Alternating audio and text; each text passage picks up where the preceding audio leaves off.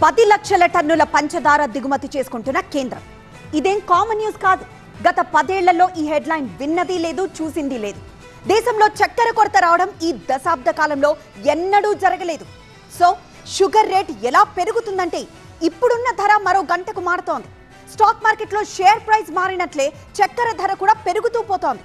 Just ఈ 2 వారాల్లోనే kilo 15 రూపాయలు పెరిగింది. మార్కెట్లో టాక్ ఏంటంటే కిలో పంచదార 100 రూపాయలు టచ్ చేస్తుందట. ఇంతకీ చక్కెర చేదెక్కడానికి కారణం ఏంటి? ఇథనాల్ వల్లే ఈ కొరత అంటున్న ప్రతిపక్షాల వాదనలో నిజమెంత?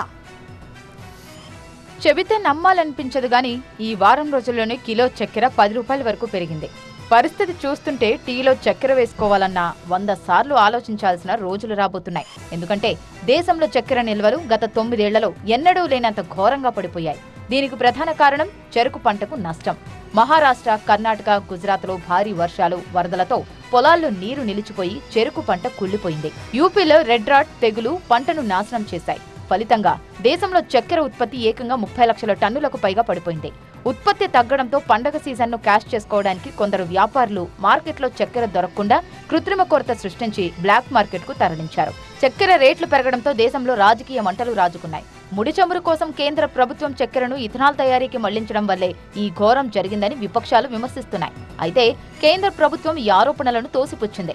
ఇథనాల్ కోసం మళ్లించిన చక్కెర వాటా వాస్తవానికి 12% నుంచి 9% తగ్గిందని కేంద్రం లెక్కలతో సహా చూపిస్తోంది.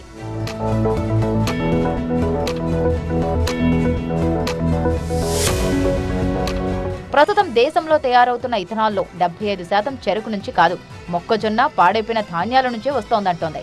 ఈ ఇథనాల్ వల్లే షుగర్ మిల్లులకు డబ్బులొచ్చి రైతులకు 97% బకాయిలు చెల్లించగలిగామని కేంద్రం సమాధానమిస్తుంది. సో ధరల పెరుగుదలకు ఇథనాల్ బ్లెండింగ్ కారణం కాదు అనేది ప్రభుత్వం వివరణ. ఏది ఏమైనా పరిస్థితి చేయి దాటిపోతుండటంతో కేంద్ర ప్రభుత్వం రంగంలోకి దిగింది. రేట్లు తగ్గించకపోతే ఊరుకునేది లేదని వ్యాపారులకు గట్టి వార్నింగ్ ఇచ్చింది. ఏకంగా 10 ఏళ్ల తర్వాత సంచలన నిర్ణయం తీసుకుంటూ 10 లక్షల టన్నుల ముడి చక్కెరను ₹1 కూడా పన్ను లేకుండా దిగుమతి చేసుకోవడానికి గ్రీన్ సిగ్నల్ ఇచ్చింది. డీలర్లు ఎవరైనా 400 టన్నుల కంటే ఎక్కువ నిల్వ ఉంచితే జైలుకేనని హెచ్చరించింది. స్వీట్ షాపులు, సాఫ్ట్ డ్రింక్ కంపెనీలు 15 రోజులకు మించి స్టాక్ పెట్టుకోవడానికి వీల్లేదని ఆర్డర్ వేసింది. జాయింట్ సెంట్రల్, స్టేట్ టీమ్స్ రంగంలోకి దిగి మిల్లులపై మెరుపు దాడులు చేయడం మొదలుపెట్టాయి.